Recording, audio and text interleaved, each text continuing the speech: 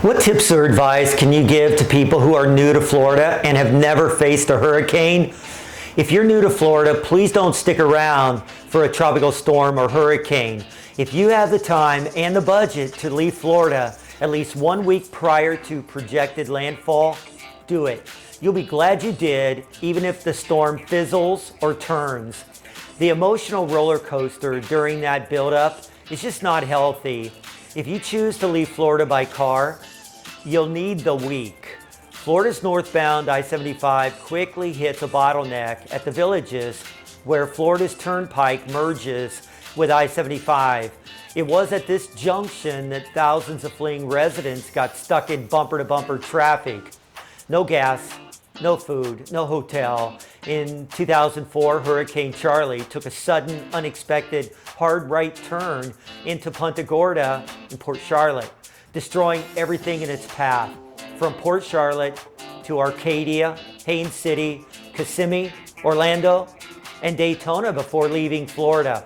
My wife and I had lived here for many years before facing that nerve-wracking hurricane. For a week prior to expected landfall, local meteorologists drove people crazy with spaghetti models that predicted landfall. The uncertainty and dread were maddening. Cutting a super wide swath through the middle of Florida, uprooting and snapping thousands of 50-year-old towering oak trees.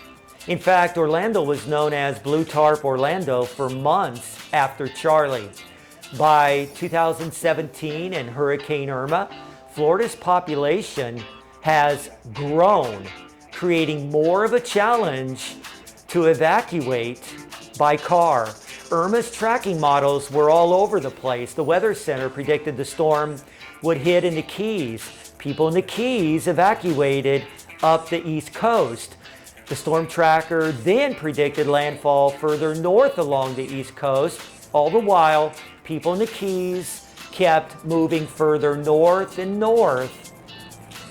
Following the storm tracker, storm changed directions. People on the east coast of Florida flooded to the Gulf Coast. No gas, no food, no propane, no plywood or materials, no bottled water, no open shelters, no hotels. At 48 hours prior to landfall, residents who hadn't evacuated were now stuck. During this week of dread, rain totals typically jump off the charts. Feet of rain can fall. Once the ground is thoroughly saturated, a storm doesn't require 100+ mile-per-hour winds to topple 75-year-old oaks or other trees. Then the storm changed directions, projecting landfall along Florida's Gulf Coast. Few Floridians can afford to leave their jobs for a week. Irma should have been a wake-up call that Floridians must harden their homes as much as they can afford. If your home is located in a low-lying, flood-prone area, you absolutely should evacuate. What's the age of your home's roof? Is your home's roof strapped? Chances are your electricity will go out, possibly for 7 to 10 days prior to or after landfall. Depending on the trees around your neighborhood, at least cover your home's windows and sliders with plywood at the least. Hurricane fabric or impact glass are better.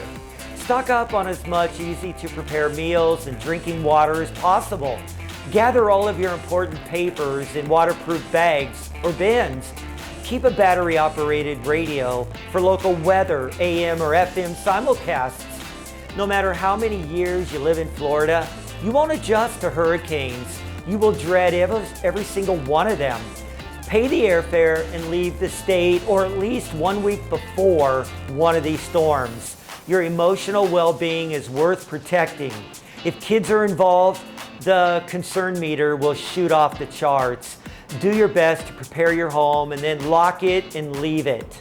This is why you carry homeowners insurance. If you're interested in more neighborhood lifestyle and FAQ videos, subscribe to our growing Sarasota Lifestyle YouTube channel. Thank you.